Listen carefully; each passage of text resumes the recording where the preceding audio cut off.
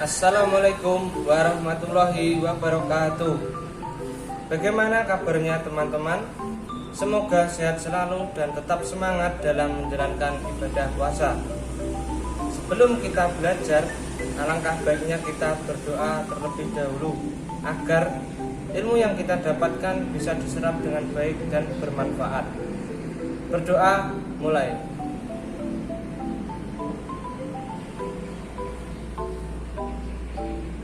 Berdoa selesai. Nah, di pertemuan kali ini kita akan belajar bersama dengan bahasan gender dengan topik dimensi gender sosial inklusi pada sekolah reguler. Fokus pembahasan pada pertemuan kali ini kita akan membahas mengenai pengertian gender, model pembelajaran berbasis gender sosial inklusi, dukungan terhadap implementasi GSI, keberhasilan berpendidikan GSI, dan kelima, mendirikan sekolah inklusi. Pembahasan yang pertama yaitu pengertian gender. Nah, apa sih gender itu? Kata gender berasal dari bahasa Inggris yang artinya jenis kelamin. Gender adalah suatu konsep yang mengidentifikasi perbedaan antara laki-laki dan perempuan dilihat dari segi pengaruh sosial budaya.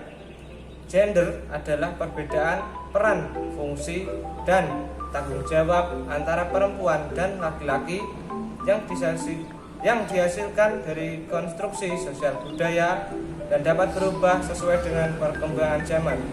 Sedangkan jenis kelamin adalah perbedaan antara laki-laki dan perempuan yang ditentukan oleh perbedaan biologis yang melekat pada keduanya. Gender adalah pandangan atau keyakinan yang dibentuk masyarakat tentang bagaimana seharusnya orang perempuan atau laki-laki bertingkah laku maupun berpikir.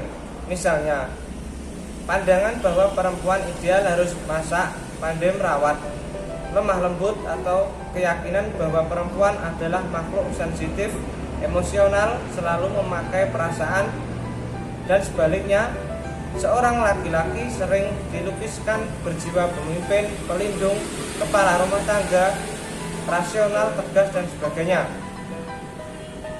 Diskriminasi gender dalam pendidikan adalah suatu sistem hubungan sosial dan perlakuan dalam proses pembelajaran yang membedakan dan membatasi hak asasi dan kebebasan siswa berlandaskan perbedaan jenis kelamin sebagai implikasi interaksi antar komponen pembelajaran seperti guru, siswa, bahan ajar, dan sebagainya, tidak atas dasar kesenjangan yang dihasilkan pemberlakuan dan karakter identitas diri siswa, sehingga dapat mempengaruhi pencapaian pendidikan yang tidak optimal.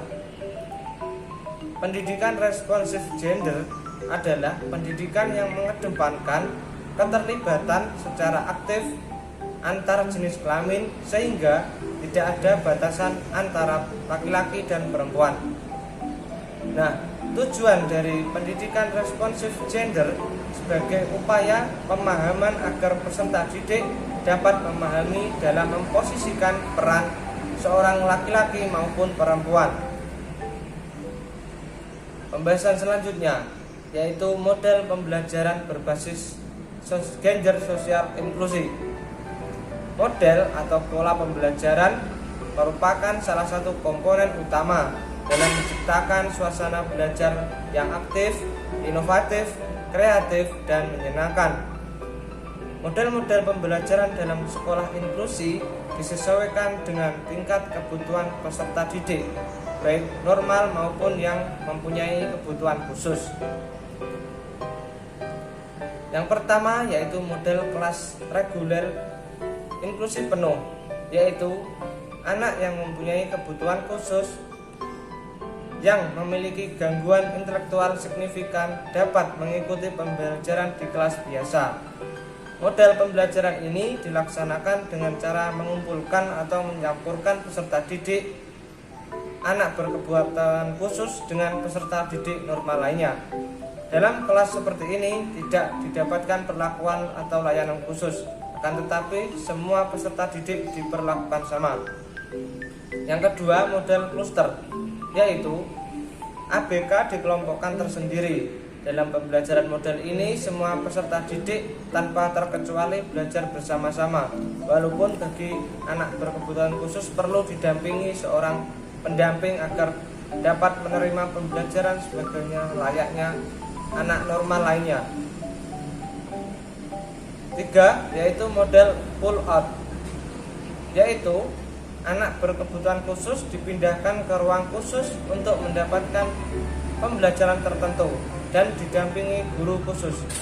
Tidak selamanya peserta didik ABK dapat belajar bersama sepanjang waktu dengan peserta didik normal lainnya. 4, yaitu model cluster and pull out, yaitu kombinasi antara model cluster dan pull out. Model pembelajaran ini diimplementasikan dengan cara bahwa pada waktu tertentu ABK dikelompokkan tersendiri. Kelima, yaitu model kelas khusus. Sekolah menyediakan kelas khusus bagi ABK. Namun, untuk beberapa kegiatan pembelajaran tertentu, semua peserta didik digabung dengan kelas reguler. Selanjutnya, yaitu dukungan terhadap implementasi JSI. Dukungan dapat berasal dari banyak sumber, dari keluarga, dokter, organisasi masyarakat, dan dapat juga dari teman sebaya. Orang dengan dukungan sosial mempercayai bahwa mereka disayangi, dihargai, dan mereka bagian dari jaringan sosial. Dukungan tersebut dapat berupa dukungan emosional, penghargaan, instrumen, dan informasi. Orang tua memainkan peran penting dalam membantu perkembangan anak, di mana orang tua memberikan kesempatan pada anak agar dapat mengembangkan kemampuan yang dimiliki, belajar mengambil inisiatif, mengambil keputusan mengenai apa yang dilakukan, dan belajar mempertanggungjawabkan. Dukungan sosial memang bisa berasal dari mana saja. Salah satunya berasal dari teman sebaya. Nah, teman sebaya merupakan komponen di mana mereka tinggal di dalam lingkungan sekolah. Pada dasarnya, penyesuaian diri juga dipengaruhi oleh lingkungan di mana seorang itu berada. Teman sebaya juga akan mendukung pendidikan inklusif seperti meningkatkan penerimaan keagamaan, komunikasi, keterampilan sosial, termasuk penyesuaian diri siswa. Selanjutnya, keberhasilan pendidikan ber-GSI.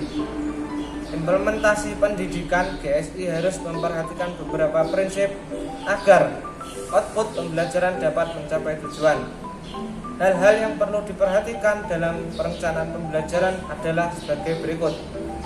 1. Memahami sifat yang dimiliki anak laki-laki dan perempuan.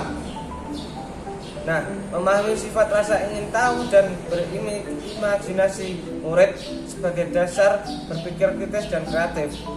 Guru seharusnya menunjukkan sikap yang adil terhadap anak laki-laki dan perempuan, seperti memberikan pujian, memberikan dorongan berkembang, termasuk melakukan percobaan yang menantang untuk keduanya. 2. Mengenal anak laki-laki dan perempuan secara perorangan. Setiap anak berasal dari latar belakang yang berbeda dan mempunyai kemampuan yang berbeda pula.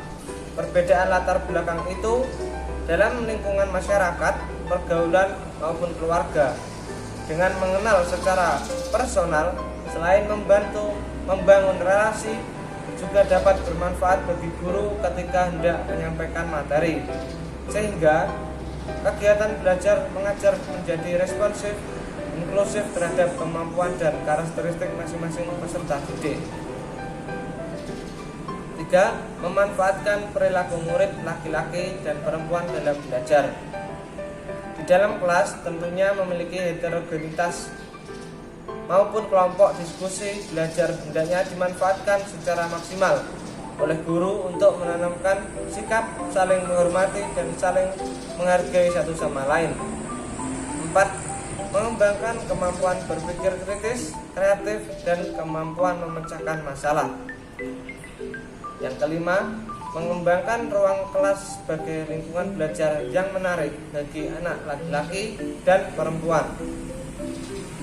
Sekolah dapat dikatakan sebagai rumah kedua bagi anak dan ibarat ruang keluarga atau kamar mereka. Maka dari situ guru harus menjadikan kelas senyaman mungkin. Layaknya anak berada di rumah, kelas yang nyaman akan menyenangkan dan semakin meningkatkan gairah anak untuk belajar. Pendidikan inklusi merupakan suatu pendidikan di mana semua siswa dengan kebutuhan khusus diterima sekolah reguler yang berlokasi di tempat tinggal mereka dengan mendapatkan berbagai pelayanan pendukung dan pendidikan sesuai dengan kebutuhannya. Pendidikan inklusi berusaha mengoptimalkan perkembangan potensi anak serta fokus dalam memberikan akses seluas-luasnya kepada semua anak untuk mendapatkan pendidikan yang berkualitas dan layanan pendidikan yang sama kepada semuanya. Layanan pendidikan bagi mereka anak yang berkebutuhan khusus hendaknya menggunakan pendekatan humanis, bahkan harus mempertimbangkan pemenuhan hak asasi mereka dan kesetaraan gender, bahwa sebenarnya kesetaraan gender itu adalah hak yang harus dinikmati oleh perempuan dan laki-laki secara bersama-sama. Pandangan pendekatan humanis sangat menghargai kesamaan manusia dan kesempatan yang sama besarnya. Pendidikan inklusi mempersiapkan siswa untuk menuju masyarakat yang menghargai perbedaan. Nah, itu tadi pembahasan materi pada pertemuan kali ini. Semoga bermanfaat. Tetap semangat dan jaga kesehatan. Kurang lebihnya mohon maaf. Wassalamualaikum warahmatullahi wabarakatuh.